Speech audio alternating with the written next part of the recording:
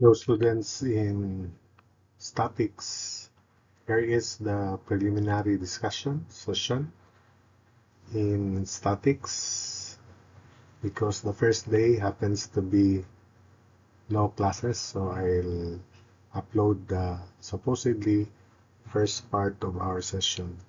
So here we go. We have statics as the foundation course among civil engineering and mechanical engineering students, and also for aerospace engineering. So this is our grading system. For your class participation attendance during discussion, you should participate in my discussion and you will have perfect attendance so that you will receive 10%. The long test and periodical exam, which will be 3 times per grading period. So expect 1.5 hour test or long quiz per grading period, and that's 90%. Then here is the calculation of your final grade. For your final grade,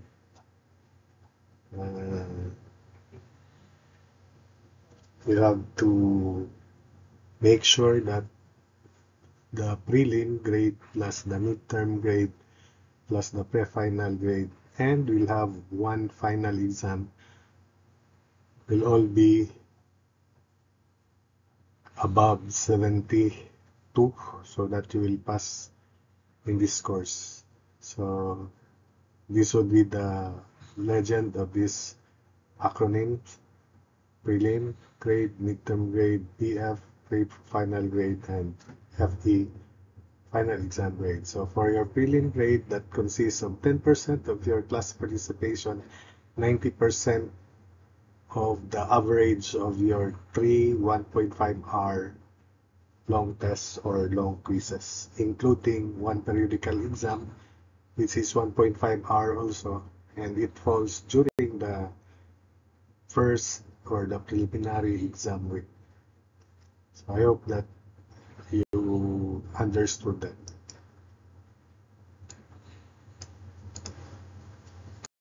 And there are the reminders, consultation period, and policies. So we just go over with these sentences. I want you to pause if you haven't yet finished reading this. I hope that it is clear for you. 1 to 7. Remind me also during our face-to-face session that I should assign a needle to check your attendance. And the consultation period would be anytime between 10 to 11 a.m. from Monday through Friday, Mondays through Fridays.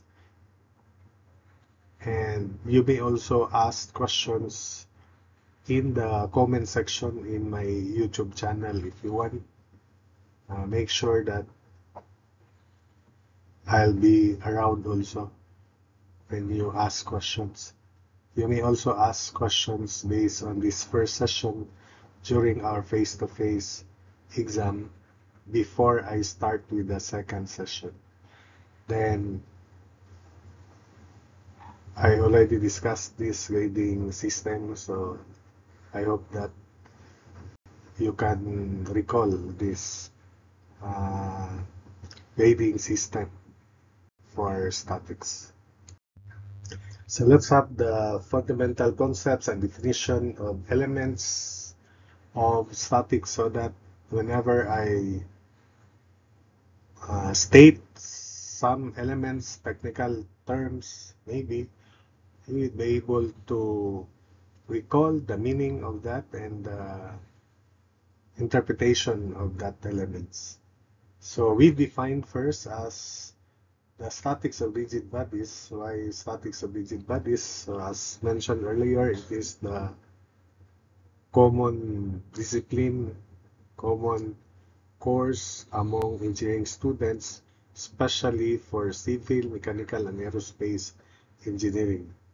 And this is an important subject, especially for civil and mechanical, as foundation course in their future courses. The principles, the things that you will learn from here will be needed in future analysis of the subjects ahead of this. So it is very crucial because this is a foundation course, and therefore whatever you learn from here, not only learning, but you should master the course, of course, with your needed mathematical skills, important, especially algebra, trigonometry, and calculus here.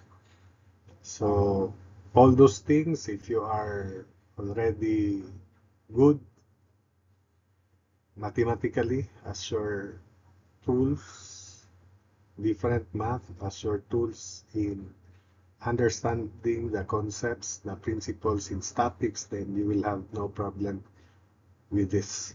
In fact, some of the topics here are just a repetition from physics and from calculus. So first, let us proceed with uh, the definition of statics of rigid bodies. So it is a branch of physics that deals with the study of forces and their effects to rigid bodies.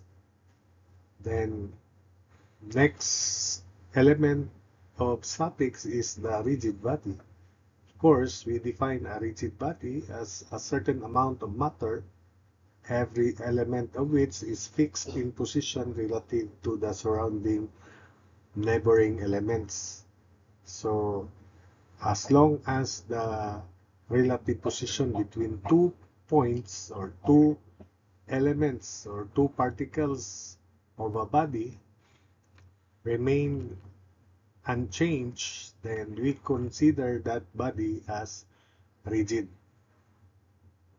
So that's it. That's the definition of rigid body. And rigid bodies in statics are all bodies that are solids. So again, solid bodies can be considered rigid body in statics. So the deformation, the meaning of that, because whenever forces act on a body, the solid body, naturally, because there's no such thing as a rigid body that exists on Earth, as long as the resulting deformation is negligible compared to the size of the body, then the body is considered rigid. So that's why I mentioned earlier that solid bodies can be considered rigid bodies in statics. Next, a certain amount of matter with considerable mass but of negligible size is a particle. So do not think of a particle as that point size mass only, point size object like dust particle. You can consider a particle as your body. We can be treated as a particle relative to our path.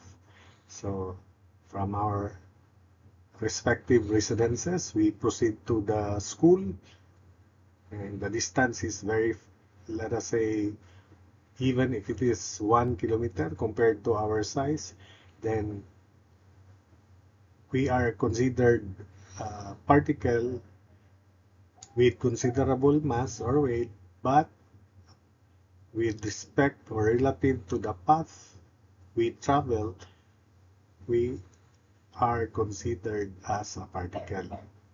The car, on the other hand, can be considered particle relative to its path. The earth, where most of us are living, can be considered, the earth itself can be considered a particle relative to its orbit. So that's it. So do not think that any particle is very small. when compared to the path, it becomes very, very small. In fact, we can consider a particle as a point. That's why its size is negligible, but its weight is considerable. So those are particles. Next, a mass is an absolute property of matter that determines its resistance to translational motion. In other words, the greater is the mass of a body, the greater its resistance to translational motion.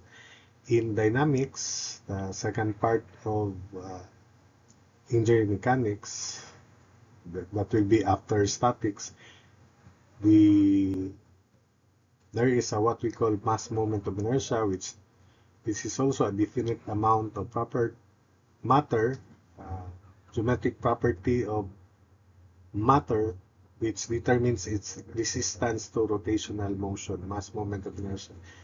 But in statics, let's focus first on mass. So it is an absolute property of matter that determines its resistance to translational motion, or in general motion.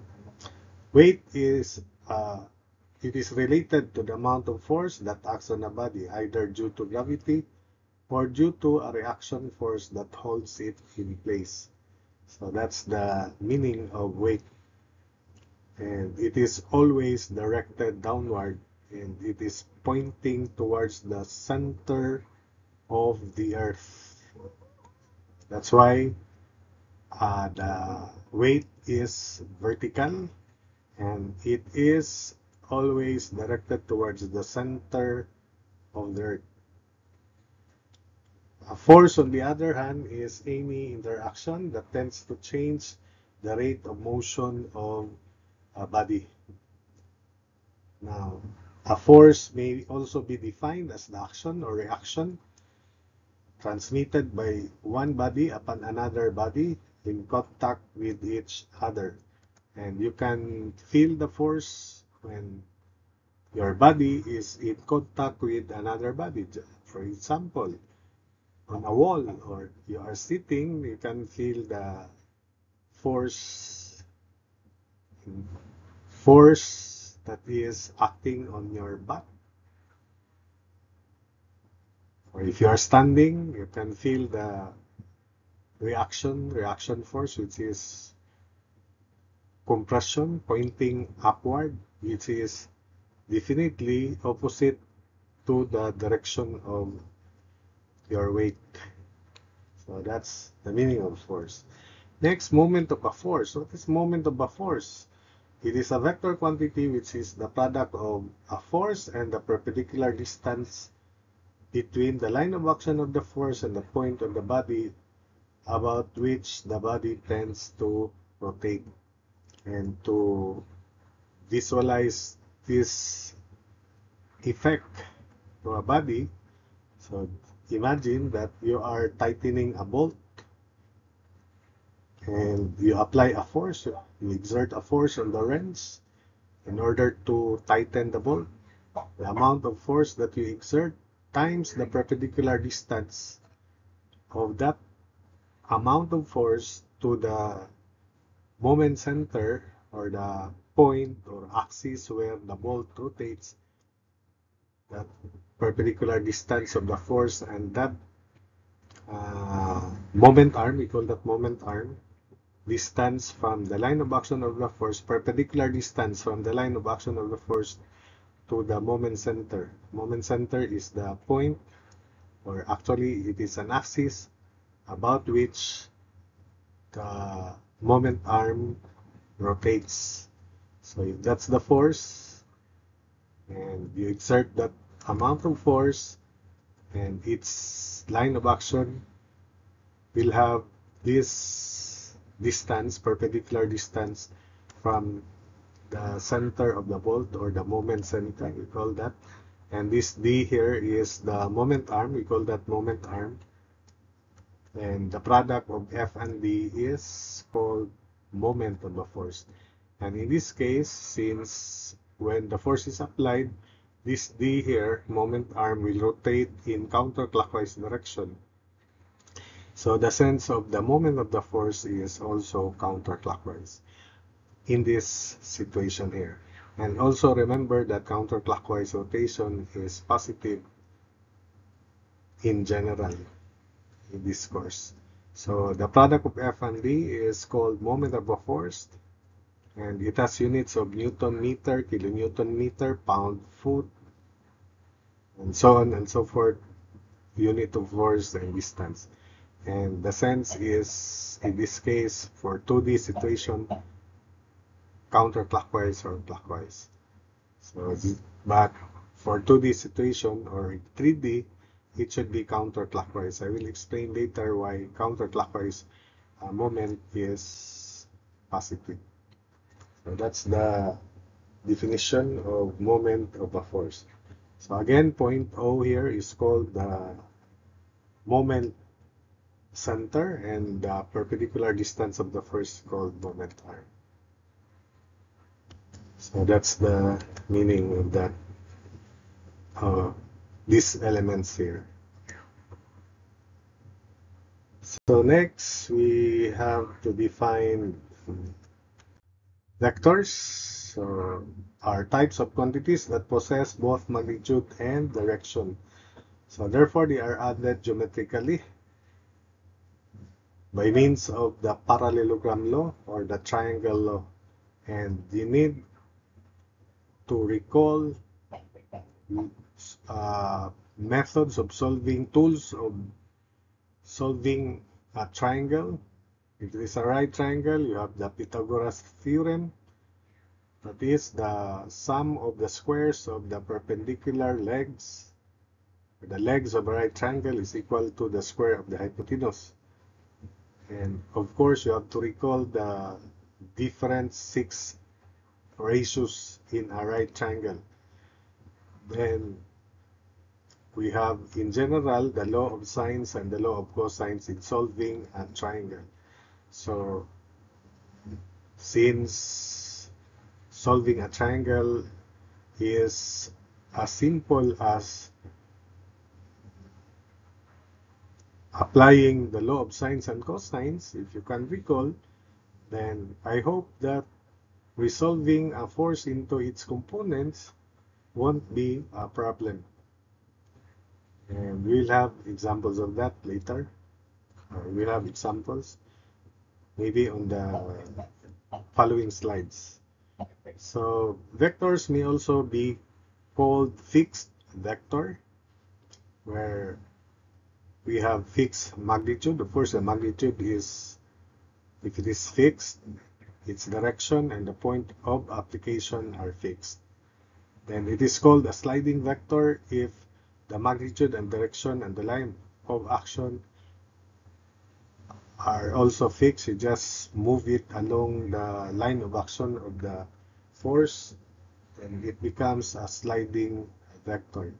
And it is a free vector if neither point of application or line of action are fixed. That is, you can move it anywhere as long as its line of action, as long as its direction is maintained. But you can transfer it to another point, and we call that free vector. Scalars, on the other hand, are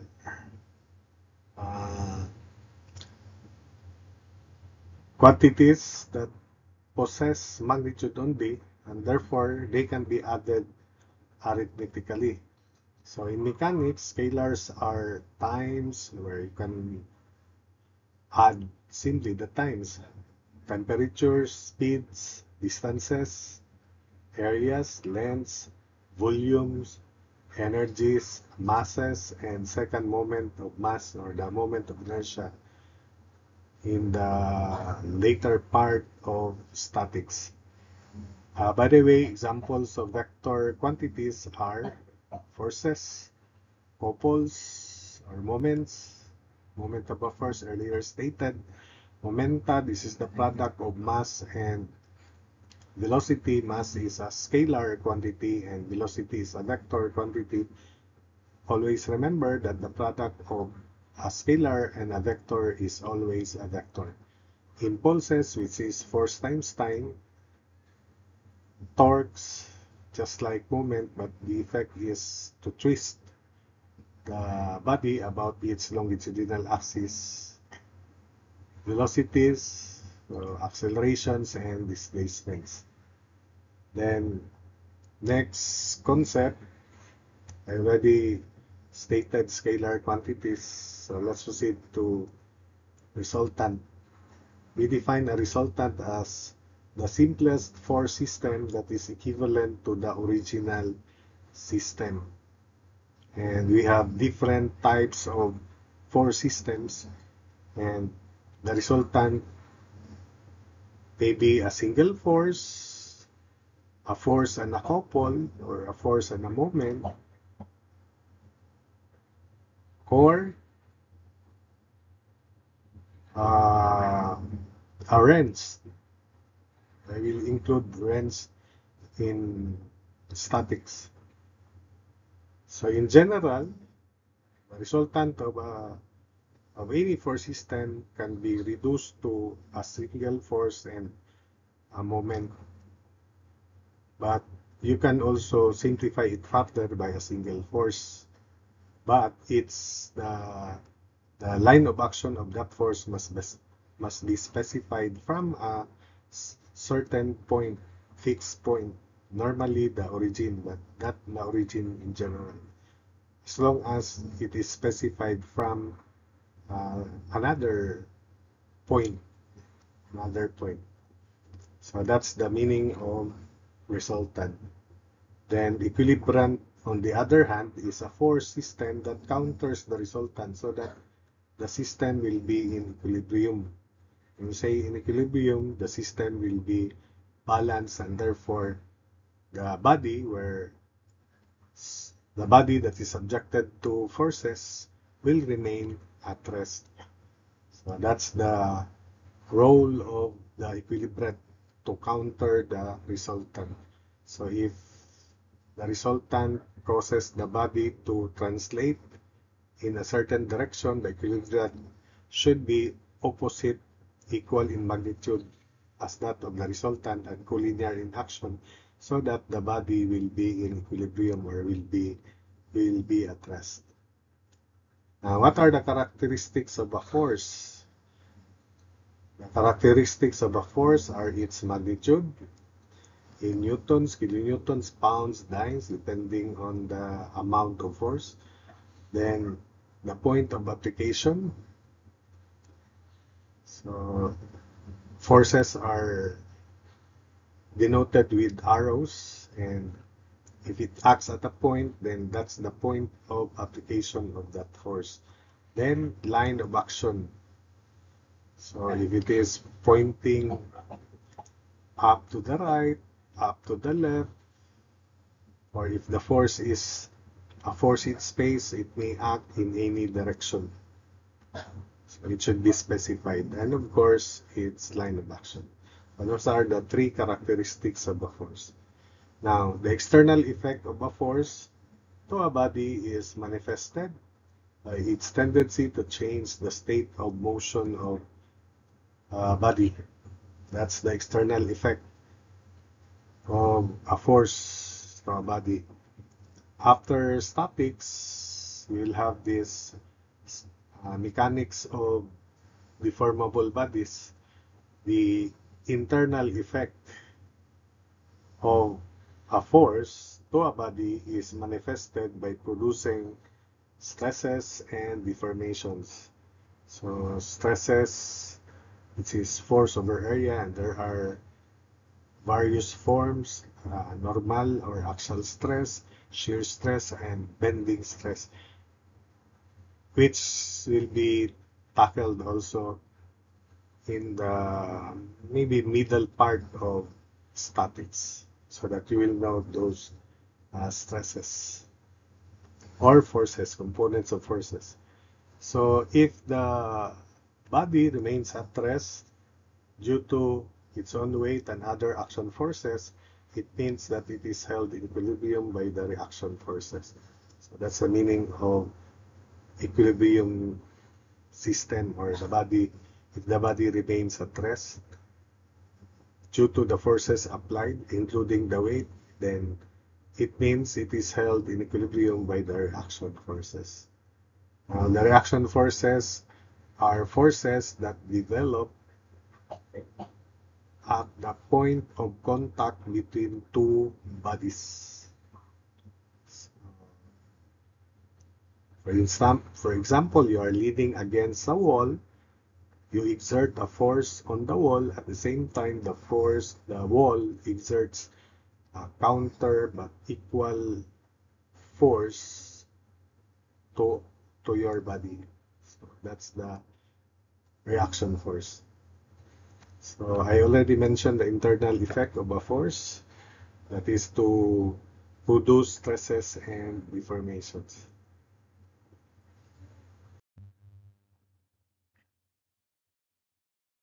Another important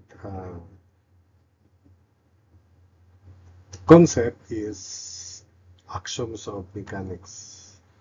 In mathematics, when you say axiom, it is a statement, mathematical statement that is assumed to be correct without proof. So there are 4 axioms of mechanics, and these are the following: the parallelogram law. So it states that the resultant of two forces is the main diagonal of the parallelogram formed on the vectors of these forces, of these two forces. So to illustrate the meaning of parallelogram law, if we have this first force, vector force, that's a force. So it's a vector. Let's say it's directed to the right, and another force that is directed up to the left, just in 2D. Then we use the free vector of F1, connect it with the tip of F2, and the free vector of F2, connect it to the tip of F1, and we have a parallelogram form. So the vector, the resultant, which is represented by this force here, drawn from the tail of the first force, because if this is the first force, then you connect the tail of the second force, F2. This will be the tip of F2. Then the force that is connected from the tail of the first to the tip of the last, which is, there are only 2 forces here, but you can extend the number of forces to not just 2, but it may be more than 3. I will explain later why we can still form parallelograms even if there are 4 forces or 3 forces. So again, the resultant is this force represented by the main diagonal of the parallelogram formed on the vectors of these 2 forces. And that is, you connect the tail of the first force to the tip of the last force, then we have this diagonal. This is the main diagonal, not necessarily the longer one, as long as you follow the tip to tail arrangement of the forces. So tail of the first to tip of the second.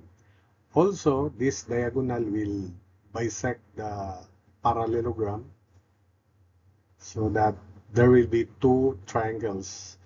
So that's why parallelogram law is also called triangle law, because in dealing with parallelograms, to analyze a parallelogram, you need only to analyze either the left half or the right half of this triangle. They are equal. And the property of the parallelogram is that this interior angle is equal to this angle here, right? If you extend F1, and this is parallel to F2, the angle formed between the extension of F1 and F2 is the same angle as the angle between F1 and F2. Therefore, this angle here is 180 degrees, straight angle, 180 degrees minus this angle here. So 180 degrees minus this angle. And since this angle is the angle between F1 and F2, the other angle, adjacent angle, is the supplement of the angle between the two forces. So that is, if we have R, which is F1 plus F2, this is geometric addition, not simply magnitude of F1 plus F2. That's, you cannot add magnitude of F1 plus magnitude of F2 in this case. This is added using this parallelogram law or using this triangle. So if that is F1, this is F2 into tip to tail manner, then that's the resultant, which is F1 plus F2. So again, the measure of this angle is the angle between F1 and F2, and therefore this angle here is 180 degrees minus the angle formed between F1 and F2.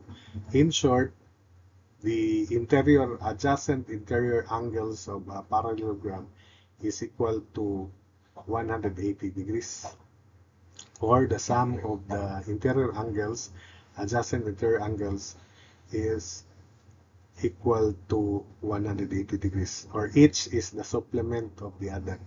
Opposite angles are equal, like that. This angle here is also equal to this angle here, while the sum of adjacent interior angles is 180 degrees. So I hope that you can recall that. That's from trigonometry. Now, if this is F1 and this is F2, the negative of F2 would be the vector that is entirely opposite to F2 in the opposite direction, but the magnitude is the same, just the direction is opposite. So we have two forces, F1 and the negative of F2. So applying the principle stated earlier, that when we arrange the force into tip to tail manner, then we have another parallelogram form. This is the negative of F2, this is F1, this is the parallelogram. Therefore, the vector joining the tail of F1 to the tip of negative F2 is the resultant between F1 and negative F2. So therefore, that resultant, that diagonal there, is F1 plus negative of F2, or F1 minus F2. Likewise, if we draw a line opposite to F1 here, so this is negative of F1, and we have another parallelogram here, then that resultant, which is this diagonal, would be equal to negative F1 plus positive F2, or F2 minus F1. If this is negative F1, then you form another parallelogram here. This diagonal would be F2 minus F1. Then the next axiom is two forces are in equilibrium only when equal in magnitude, oppositely directed, and collinear in action. This should be the three conditions for two forces to be in equilibrium. They should be in equilibrium only when equal in magnitude, oppositely directed, and collinear in action. So to help demonstrate that concept, so if we have a body here, rigid body, these two forces, equal in magnitude, oppositely directed, and collinear in action, will be in equilibrium. So meaning, because they are in equilibrium, they have no effect, they have no external effect to the body. Because this is statics, the mechanics of rigid bodies, and the body is considered rigid, so it has no effect on the body. So you can also remove these forces because they are in equilibrium. Another case, so these two forces are equal in magnitude, oppositely directed, and collinear in action. You can also remove that. Finally, we have here two forces. The one is downward, the other is upward. Equal in magnitude, collinear in action. And you can remove the two forces because they are in equilibrium from this body here, from this rigid body. That's why these three are equal, even if the line of actions and directions of the forces, equal forces, are different. You can also have the same body without the two equal forces that are in equilibrium. Next, any number of sets of equilibrium forces may be added to any force system without changing the external effect of the original system. So this is also very important. If there is an original system, you may add two forces in equilibrium, and the meaning of equilibrium forces would be from this axiom 2. So if this is the original system, you can add any number of sets of equilibrium system. The effect of the forces in this original system will be unchanged by the addition of forces in equilibrium. So for example, you have F1 and F1, oppositely directed, equal in magnitude, and so they are in equilibrium. Remember, you can add, you can also remove, as long as they are in equilibrium. The system added, or system of forces added, are in equilibrium. So you may add that, another four systems in equilibrium like that. Even if we have 1,000 sets of forces in equilibrium. Vice versa would be if we have a very complicated system and some of these systems are in equilibrium, then you can remove those forces that are in equilibrium to simplify the system. So I hope it's clear. Then next, the last, action and reaction forces are equal but oppositely directed. Only the external reactions should not change direction, but action and reaction forces are equal but oppositely directed. Remember that reaction forces are developed at the contact points. So if we have here a body that is resting on this floor here, and assuming the floor is flat, then the reaction would be denoted by R, which is equal in magnitude opposite to that of the weight. If it is downward, then the reaction should be upward. If that reaction is in a form of pressure, then the volume of this pressure diagram should be equal to that of the weight. So the reaction in a form of pressure P should be equal to that weight. And the volume would be, if the contact area is A, then the volume of this pressure diagram is like the volume of a rectangular parallelepiped. Area of the base, which is the contact area, times the height, or in this case, the intensity of pressure. So R equals P times A. Take note that area times P is area, contact area, times height, which is in this case constant pressure, assuming the pressure is also constant also. Then we interpret geometrically that area times pressure is volume of this pressure diagram, and therefore it should be equal to W because the system is in equilibrium. Action and reaction forces are equal but oppositely directed. So take note of that. So next concept, let's have vector expressions. I'll discuss in the earlier session here vectors, and I hope that you also have an idea, because this is just discussion of product. So the first product is the dot product, and dot product is a scalar, and we'll explain the different results and the use of the dot product. So vector expressions will be introduced here for 2D and 3D cases in order for you to be prepared in representing a force in vector form or Cartesian vector. So a vector is represented by the following ways. So we have first way, vector A with arrowhead overhead. That means it is a vector. This is the x component of the vector. I is a unit vector directed towards the positive axis, x-axis. Then AY, the y component of the vector A, and J is the unit vector towards the positive y-axis. Then AZK. The K is a unit vector towards the positive z-axis. So for 2D, we just eliminate the third term. So that's one. The other way is boldface A. So that means it's a vector.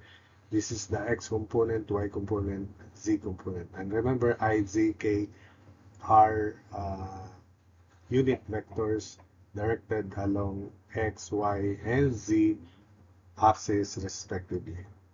So the first product which will be focused or concentrated in this session is the dot product.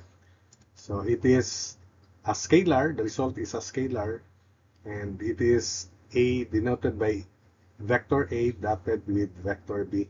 The result is equal to magnitude of the first vector times the magnitude of the second vector times the angle between them.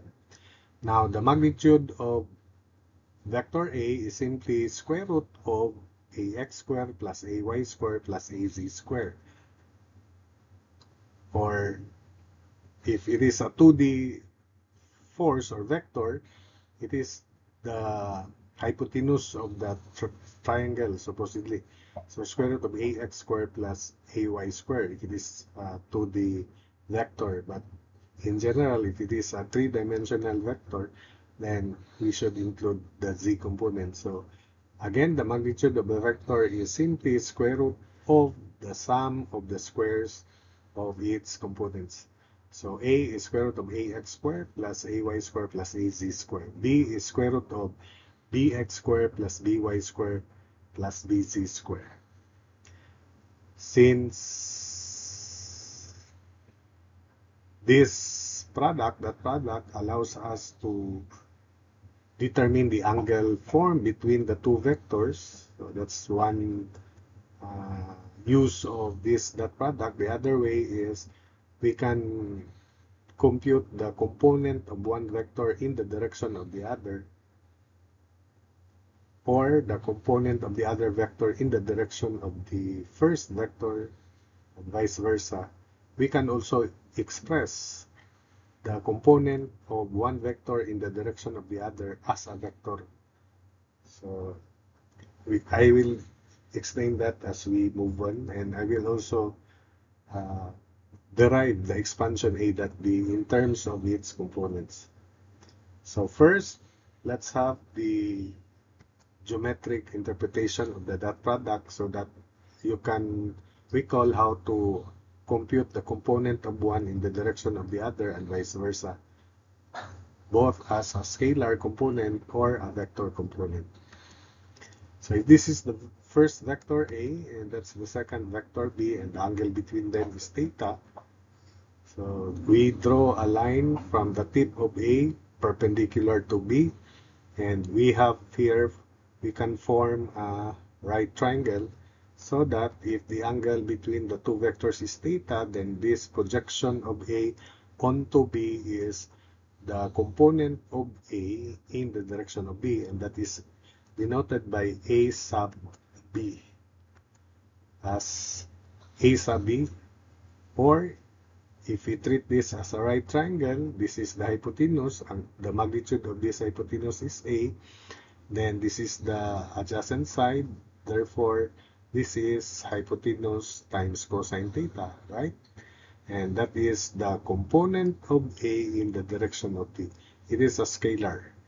Where can we derive this? From the dot product, because we have A cosine theta here. Therefore, A cosine theta is equal to A dot B divided by magnitude of B. And that is also denoted by A subscript B.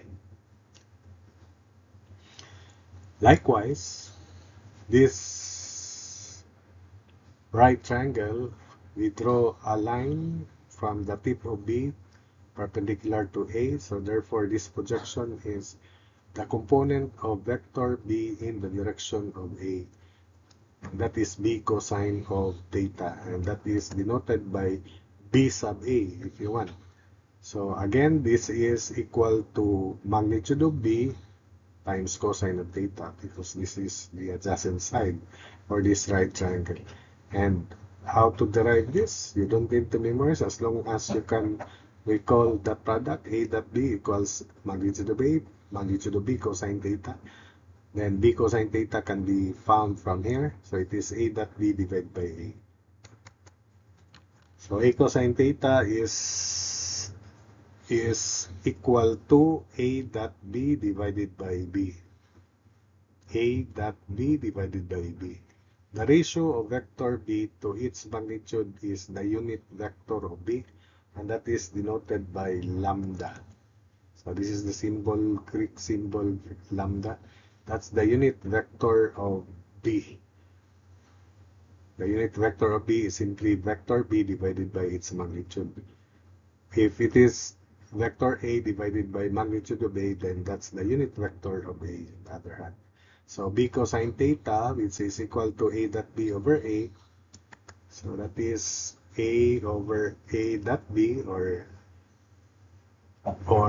A dot B over A, and we define that A over A is unit vector of A, so it is also equal to B times unit vector of A. You don't need to memorize, you're just familiar with this, then you can define the component of A in the direction of B, which is A cosine theta from here.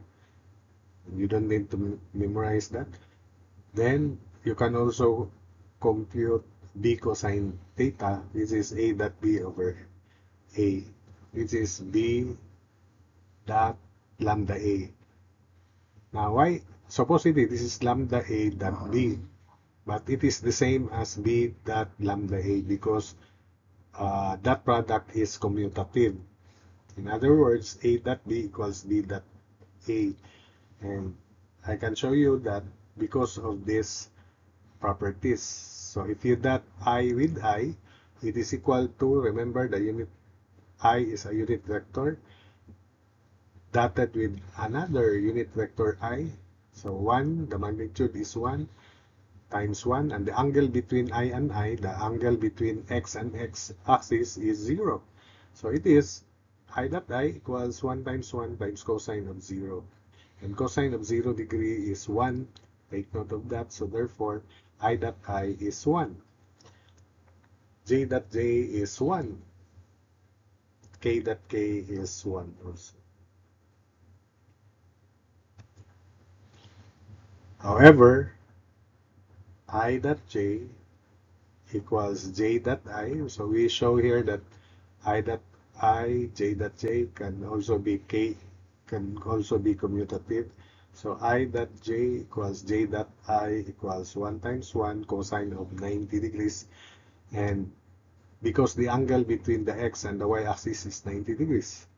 So therefore, it is by this definition, magnitude of I, which is 1, magnitude of J, which is 1, or magnitude of J times magnitude of Y, vice versa, because that product is commutative, times cosine of the angle between I and J, or J and I, and the angle between the X and the Y axis is 90 degrees, and cosine 90 is 0. That's why it is 0.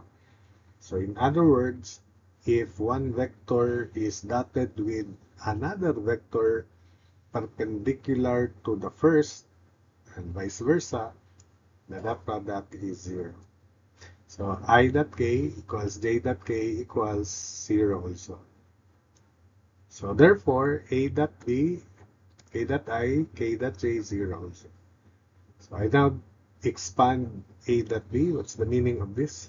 So a dot b is equal to quantity axi plus ayj plus azk dot with bxi plus byj plus bzk.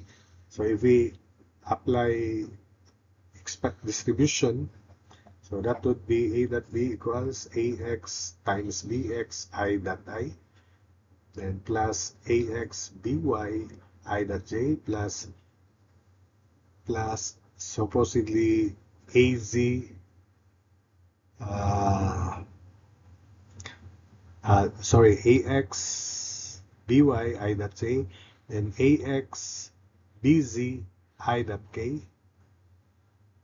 In this case, we have ay bx j dot I, then ay by j dot j. Let's continue. Plus ax bz I dot k plus ay bx j dot I plus ay bz j dot k plus az bx j dot k plus az by k dot j plus az bz k dot a. So that's the expansion. 1, 2, 3, 4, 5, 6, 7, 8, 9, 10 products. 1.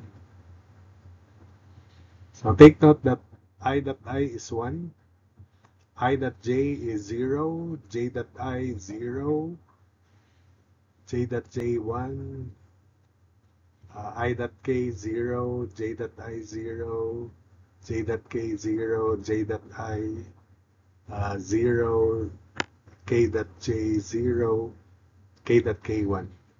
So if all the other terms zeros, there are only 3 terms here that are equal to 1.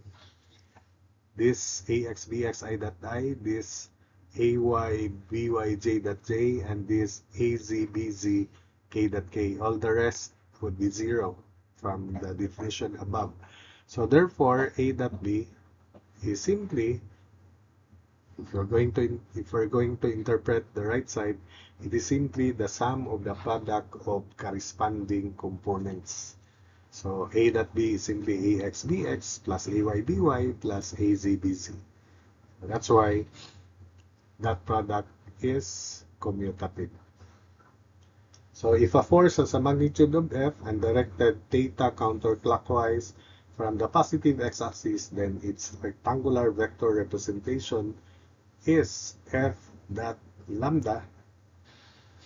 So it is equal to, if it is a 2D force, so it is f dot lambda, or simply f times cosine theta x I plus cosine theta yj. But where theta x is the angle that f makes with the x-axis, theta y, the angle that the force f makes with the y-axis. But in general, if it is 3-dimensional, it is still f is equal to magnitude of f times the unit vector of its direction, or simply f times quantity cosine theta xi plus cosine theta yj plus cosine theta zk, where theta x, theta y, and theta z are called direction angles, or meaning the angle that the force F makes with the x-axis, theta y the angle that F makes with the y-axis, and theta z the angle that F makes with the z-axis. And cosine theta x, cosine theta y, and cosine theta z are called direction cosines.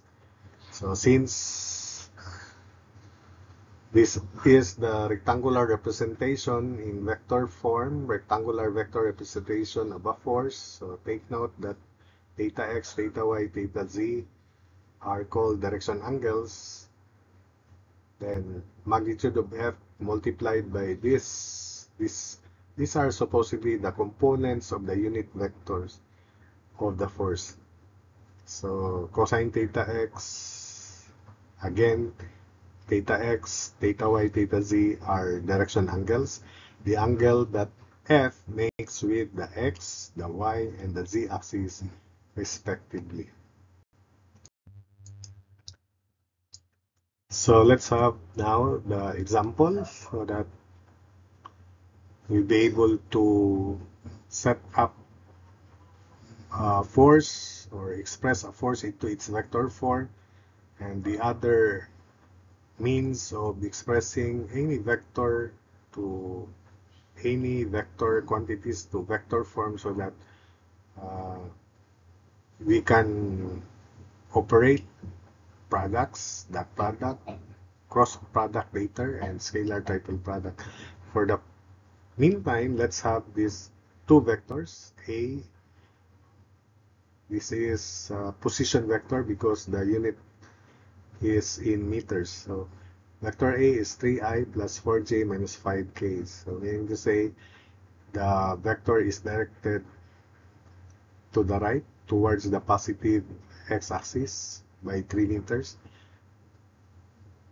towards the positive y-axis 4 meters, and in the opposite z direction. So if x is horizontal to the right, positive, y upward, z forward, then you should be able to imagine vector A. And vector B, negative 2i plus 6j plus k. So determine the angle between them and the component of A in the direction of B and the vector component of B in the direction of A. So letter B, component of A in the direction of B, that is A cosine theta. And we can define that from the dot product even if you do not memorize. You just draw two vectors so that you can set up this. The angle, of course, we use dot product. So remember that A dot B is equal to magnitude of A, magnitude of B times the cosine of the angle between the two vectors. So for the first example, A dot B equals, remember, A dot B is simply the sum of the product of corresponding components. So it is 3 times negative 2, so negative 6, plus 4 times 6, positive 24, plus negative 5 times 1, negative 5. And it is equated to, by definition of that product, magnitude of A, magnitude of B, times cosine of the angle between A and B. So negative 6 plus 24 minus 5 is 13. 13 is A square root of 3 square plus 4 square plus 5 square. That's the magnitude of A. B is square root of 2 square plus 6 square plus 1 square. That's the magnitude of B times cosine of the angle theta. So this is 13. This is square root of 50. You may not simplify because you are allowed to use your calculator. And this is square root of 41. So 13 equals square root of 50 times square root of 41 cosine of theta. Therefore, theta is inverse cosine of 13 divided by the quantity square root of 50 square root of 41. So from there, we can now solve theta equals 73.31 degrees. Then, letter B, the component of A in the direction of B, that is A sub B or A cosine theta. And A cosine theta from this definition of that product is simply A dot B divided by B. So AB equals A cosine theta, and that is A dot B divided by B from this definition. So it's clear that A cosine theta is A dot B divided by B. Since A dot B has been found, 13, and B, we divide that by B, which is square root of 41. So that's the component of A in the direction of B. So A cosine theta equals A dot B divided by B. A dot B is 13, while B is square root of 41. So A sub B is A cosine theta 13 over square root of 41 in decimal to 4 significant figures, 2.03 units. And the units is meters. I forgot. It should be in meters. So this unit is meters. Next is the vector component of B in the direction of A. So that is, we first compute the projection of B in the direction of A, and that is B cosine theta. And B cosine theta is A dot B divided by A. Then that is a scalar. To make it a vector, we multiply that further by the unit vector of A. So first, this is B cosine theta from this definition. This is 13 and A is square root of 50. So B cosine theta, it is 13 over square root of 50. To make this a vector, then we multiply this by the unit vector of A because it is directed towards A, toward A. So B sub A, the boldface, because it is a vector, is BA times unit vector of A. The unit vector of A is simply vector A divided by the magnitude of A, which is square root of 50. So therefore, B sub A in vector is 13 over square root of 50 times, this is vector A, and divided by magnitude of vector A. So it is 13 over 50 times quantity 3i plus 4j minus 5k, and expanding in vector form, that's 0.7800i plus 1.040j minus 1.300k, and this should be the unit of this. It should be enclosed with parentheses, then meters. So it is meters here, and this is also in meters. Then next example would be solving a triangle for your recollection. And remember that there are three possibilities. There may be no solution in the triangle, and remember the principle that the sum of the shorter sides of a triangle should always be greater than the longest side.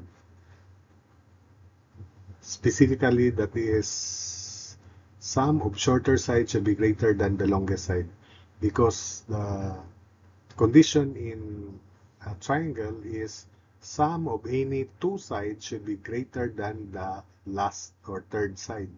That's the definition, but I make it specific. The sum of shorter sides should be longer or greater than the longest side, to be specific.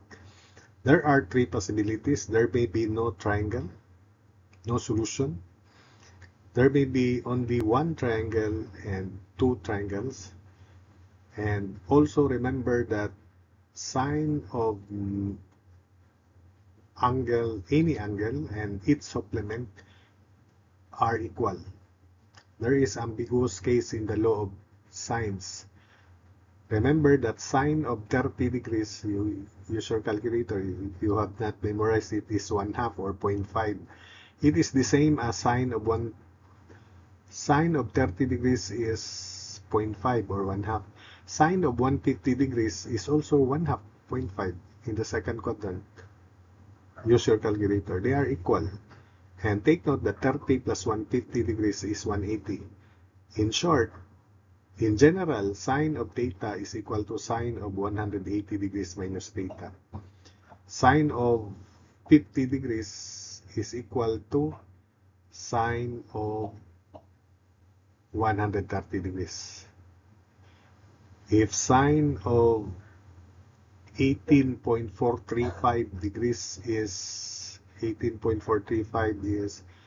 1/3, then sine of 180 degrees minus 18.435, that's 161.565 degrees.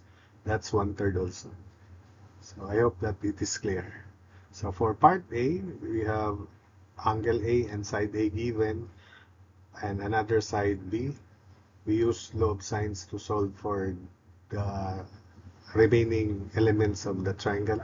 So let us say this is A, 96.8 degrees. That's obtuse. Remember, obtuse angle. And also remember that the sum of the interior angles of a triangle is 180 degrees. So that if one angle is obtuse, the other two angles should be acute. There's no such triangle that have two obtuse interior angles because the obtuse angle is greater than 90 but less than 180. So if there are two obtuse angles, the sum would be the sum of the two obtuse angles is already more than 180. So that is not a possible triangle. So this is opposite to vertex angle B, so 3.589. This is unknown, but opposite to A is given 5.818. So by law of sines, B, side B over sine of angle B equals side A as to sine of angle A. So that's the solution, if you can recall. Call that side C opposite to angle C. So 3.589 B, small b as to sine of angle B unknown equals 5.818 as to sine of 96.8 degrees. So solving for B, inverse sine of quantity 3.589 sine 96.8 divided by 5.818. The angle B is 37.77 degrees, which is acute. So therefore, having found this angle 37.77, then we can find angle C as 180 degrees minus 96.8 minus 37.77. The other angle C should also be acute. So angle C is equal to 45.43 degrees. The other possibility of angle B is 180 degrees minus 37.77, which is obtuse, and that cannot be because there is already one obtuse angle. So the other angles B and C should be acute for the possible solution of this triangle. And finally, to solve for side C, we use sine law again. So side C as to sine 45.43 degrees equals 5.818 as to sine of 96.8 degrees. So solving for side C, 4.174 meters. So therefore, for this triangle, there's only one solution, one triangle possible, and these are the other elements. We proceed to B. So given side B and angle B, and side C, so we'll solve for angle C by sine law again, and that is 178.32 as to sine of 72.20 degrees equals 145.4 as to sine of angle C. So sine angle C is equal to 1.7676. Remember that the sine function, if it is positive, is between 0 to 1. It will not be more than 1 nor less than negative 1. It oscillates between negative 1 and 1 for sine and cosine functions. Remember that. And since this is more than 1, even if you use your calculator, even if you do not know that sine function cannot be more than 1 or less than negative 1, then definitely this is undefined, or angle C is undefined, or your calculator will display cancelled because that's more than 1. So therefore, because C can't be solved, it means that there's no such triangle. So there's no solution to this triangle, or no triangle that exists having these elements. So that's the answer. Then letter C, given side A and angle A, side B, we can solve angle B. So if we put sine angle B in the numerator, sine of an angle in the numerator, then sine in the denominator, we can also use that. So sine, in this case, 11.82 as to sine B is equal to 9.725 as to sine of 38 degrees 40 minutes. Solving for B, B is 49 degrees 25 minutes. So take note that the given angle here is acute, and this is also acute. Therefore, C can be acute and C may be obtuse. So the other possibility of B is it is obtuse because this is acute. So B is also, B1 is also 180 degrees minus 49 degrees 25 minutes. So 180 degrees minus 49 degrees 25 minutes. So B sub 1, 130 degrees 35 minutes. Then let's solve for angle C. Angle C would be 180 degrees minus 38 degrees 40 minutes minus 49 degrees 25 minutes. And that is equal to 91 degrees 55 minutes. Then C sub 1 is 180 degrees minus 38 degrees 40 minutes minus 130 degrees 35 minutes. So C sub 1 is equal to 10 degrees 45 minutes. Then finally, for side C, so we use the elements without subscripts. So by sine law, C as to sine 91, C as to sine of angle C 91 degrees 55 minutes equals 9.725 as to sine 38 degrees 40. So C is 15.56 feet. Then C sub 1 as to sine of 10 degrees 45 minutes is equal to 9.725 as to sine of 38 degrees 40 minutes. So C sub 1 is equal to 2.903 feet. Therefore, for the elements in part C, there are two solutions. So the solutions would be B 49 degrees 25 minutes, angle C 91 degrees 55 minutes, and side C 15.56 feet. Then the other triangle would be B1 130 degrees 35 minutes, C1 10 degrees 45 minutes, and C1 2.903 feet. For this example, resolve each of the forces shown into x and y components. So since x and y are perpendicular directions, then we resolve each force. We imagine that the force is the hypotenuse of a right triangle and the components are the legs of the triangle. The components may be positive or negative depending on the direction of that force. So I will answer for F2 and F3, components of F2 and F3. I will leave to you F1 and F4. I will provide you with the answer so that you can verify. So for F2, it is directed up to the left. Up means positive y component and to the left means negative x component. So therefore, because this is the slope 5, 12, the hypotenuse is 13. Take note of that, square root of 5 square plus 12 square. But the x component is negative. It is magnitude of the force.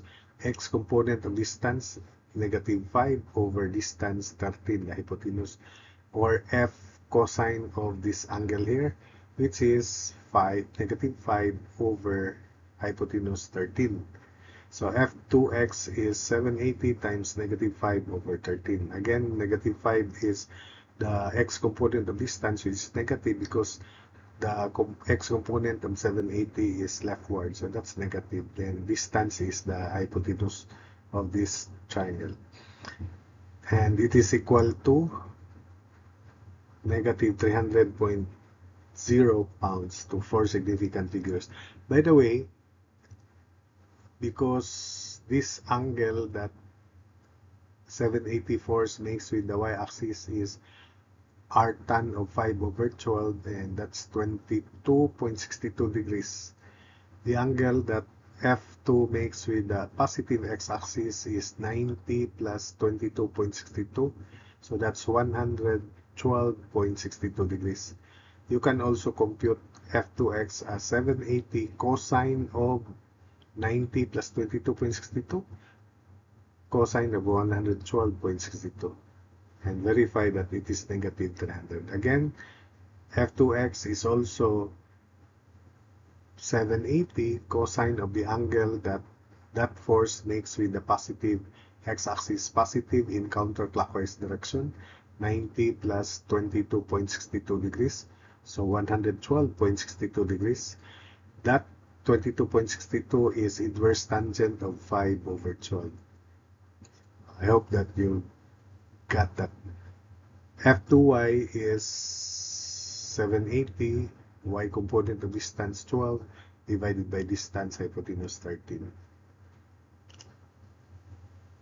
Or F2y is 780 sine of 112.62 degrees if you want.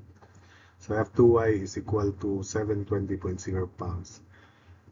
F3 is directed down to the left, so both the x and the y-axis negative. Since this is 41 degrees and this is the x component negative, opposite to 41, so it is negative of 540 sine of 41, because the x component is this to the left. So F3x is negative quantity 540 sine of 41. It is anticipated to be negative because it is leftward. So it is also equal to, if you compute the angle that this F3 makes with the positive x-axis in counterclockwise direction, this angle is 180 plus 49. This is 49 because 49 degrees plus 41 is 90 degrees. So 180 degrees plus 49 is 229 degrees. So therefore, F3x is also 540 cosine of 229 degrees. Or, because that's counterclockwise, or if it is in clockwise direction, that's negative angle, negative 90 and negative 41, negative 131. So it is also 540 cosine of negative 131. Use your calculator and verify that all these values are the same. F3x is equal to negative 354.3 kilonewtons to 4 significant figures. And finally, F3y, which is here downward, it's negative. So it is adjacent, so it is negative of quantity 540 cosine of 41. Then, in terms of the positive angle from the x-axis counterclockwise, it is equal to 540 sine of 229. It is also equal to 540 sine of negative 131 degrees clockwise. So I hope that you understood the manner of computing the components in various ways. I only need one. And make sure that that's the easiest way for you to to compute the component of the force, the x component of the force, the y component of the force. So you just apply trigonometry and decide on the sign. Actually, you can enclose this force with a triangle, right triangle, because the parallelogram reduces to a rectangle, and we only analyze half of that rectangle, which is a right triangle. And of course, the components, the signs are included. So F3y is equal to negative 407.5 kilonewtons. Then verify that F1x is equal to 598.0 newtons, F1Y is positive 418.7 newtons, F4X is positive 480.0 pounds, and F4Y is negative 140 pounds. So you have to verify these answers.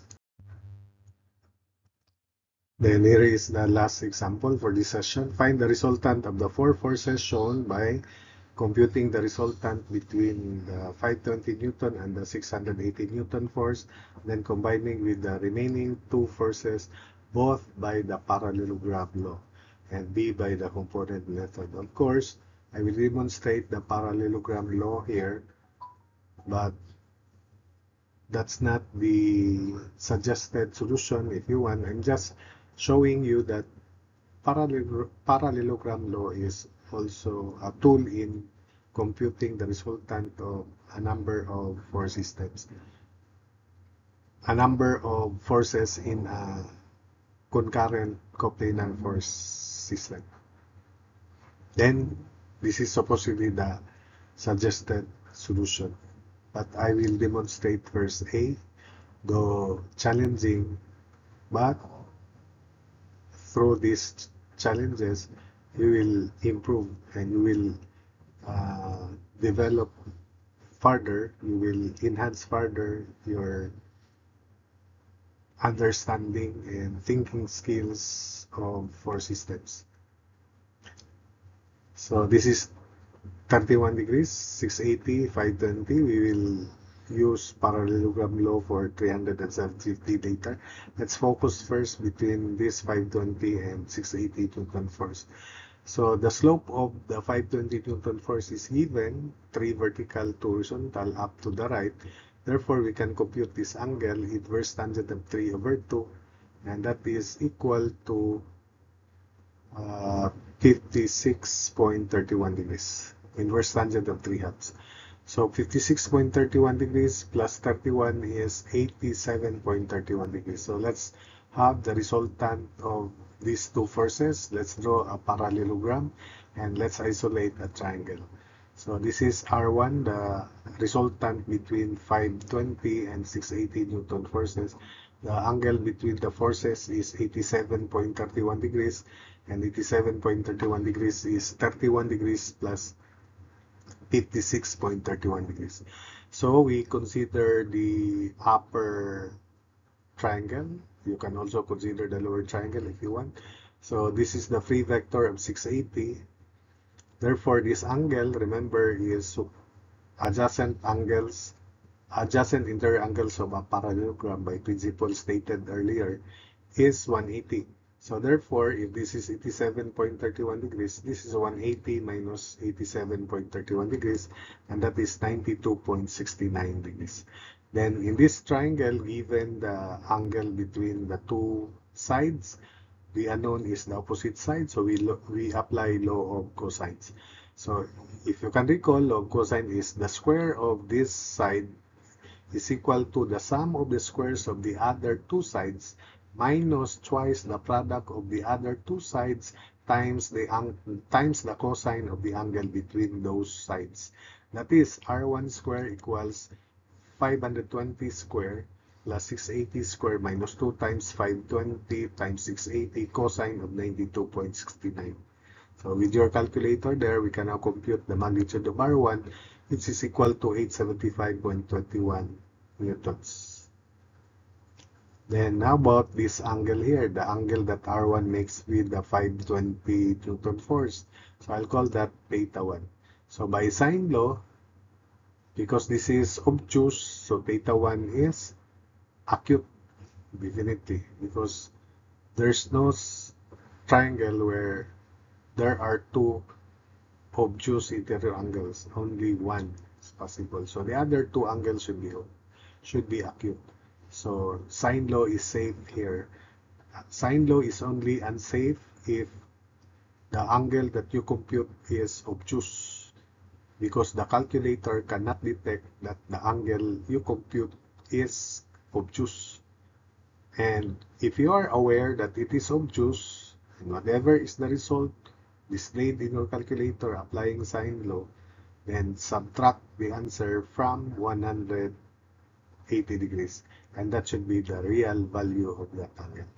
So to be safe, apply cosine law first, and there's no other way to solve for R1 except law of cosines, sine law, and we anticipated that theta 1 and this angle here are acute angles, so sine law is safe because this angle is obtuse. So that is 680, or sine theta 1 as to 680 equals sine of 92.69 degrees as to R1, and R1 is 875.21. Solving for theta 1, it is equal to 50.905 degrees. Theta 1 has only one fixed value, 50.905 degrees. It cannot be 180 times 50.905 degrees because it will become obtuse, and this should be acute. Having found theta 1, the angle that R1 takes with the 520 Newton force, therefore we can compute the angle that the resultant R1 makes with the positive x-axis, that is 56.31 degrees minus 50.905 degrees. And I will show you that as soon as we solve for the resultant between 300 and 750 as shown. So this is 300, this is 750 newtons. The angle that the angle between the 300 Newton force and 750 Newton force is equal to 90 degrees, because this is vertical, 90 up to x-axis plus 31 plus 48, or 90 plus 79, 169 degrees, vertical to the 750 Newton force, because this is the 750 Newton force, free vector of this, so that's 169 degrees. So if that is 169 degrees, this small angle here, the angle between the 300 Newton force and this free vector of 750 Newton force is 180 minus 169, 11 degrees. Then we consider this triangle, upper half of the parallelogram. This is the parallelogram. The angle between the 300 and the 750 Newton force is 11, and 11 degrees is opposite to R2. So by cosine law again, so that's 750. By cosine law, R2 square equals 300 square plus 750 square minus 2 times 300 times 750 cosine of 11 degrees. So solving for R2, R2 is equal to 459.09 newtons. Next, we solve for this angle. Probably this is obtuse, so I'll just compute this acute angle so that sine law is safe to apply. Although if you anticipate that this is obtuse, you can still apply sine law, but do not make the answer displayed in your calculator as the final answer. Subtract it from 180 if you want. So I'll just call this theta 2, this one. So by sine law, sine theta 2 as to 300 equals sine of 11 as to R2. R2 is 459.09. So theta 2 is equal to 7.163 degrees.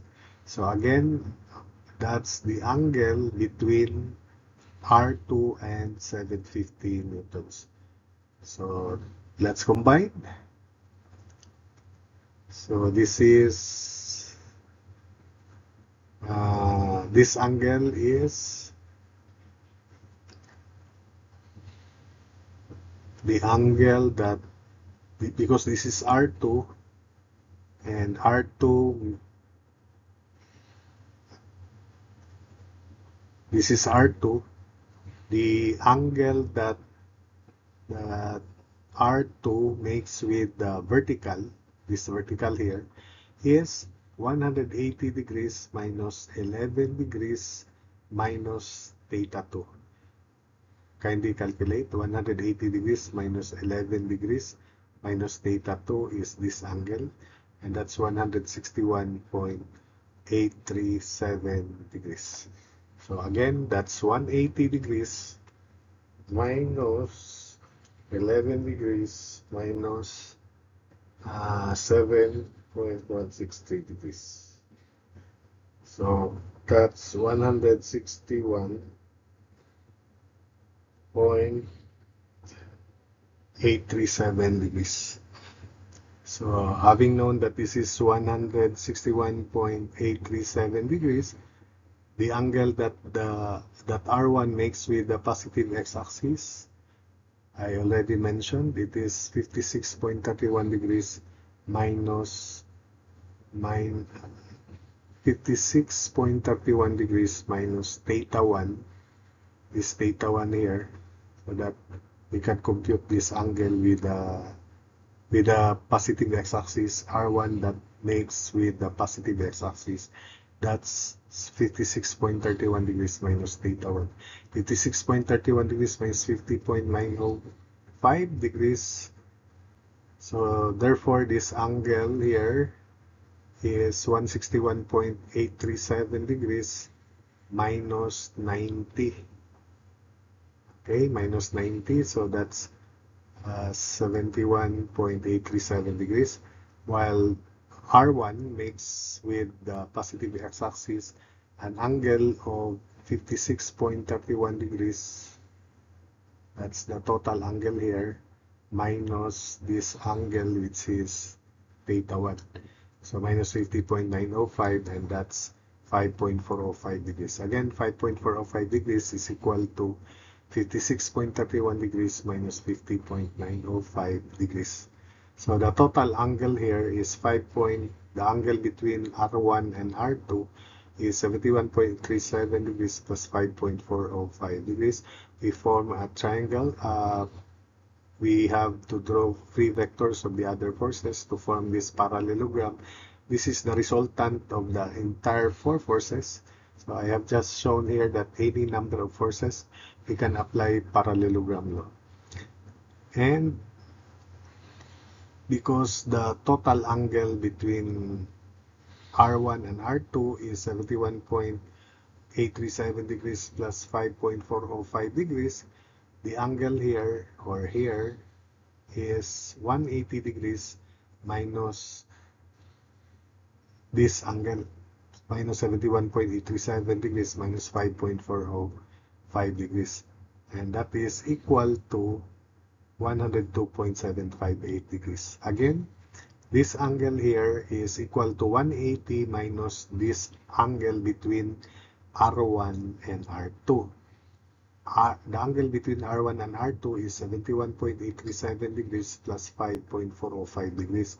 So that's why 180 minus 71.837 degrees minus 5.405 is 102.758 degrees. Then, in this lower triangle, we apply cosine law again to solve for the magnitude of R.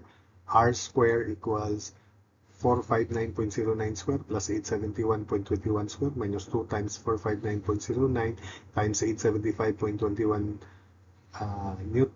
newtons times cosine of 102.758 degrees. So from there, we can solve for R, 1074 newtons. Actually, to two decimal places, this is 1074.35. Then how do we solve for this angle, the angle that R makes with R2? I'll call that theta R, or theta 3, sorry, theta 3.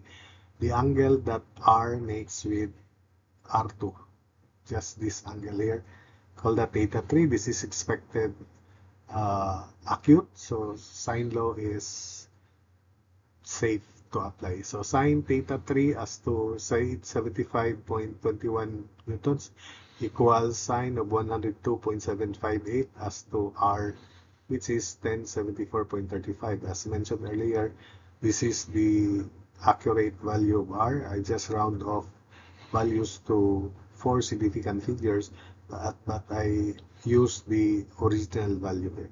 So theta 3 is equal to 52.61 degrees. Therefore, this is theta R clockwise from the positive x-axis to reach R. This is 71.837 degrees minus theta 3. And 71.837 degrees minus theta 3, which is 52.61 degrees, is equal to, finally, to 4 significant figures, 19.23 degrees clockwise. So supposedly the answer is R, 1074 newtons at theta x negative 19.23, because negative means clockwise. So you can make the answer at theta x negative 19.23 degrees, or 360 degrees minus 19.23 degrees. So theta x is 360 minus 19.23, that's 340.77 degrees.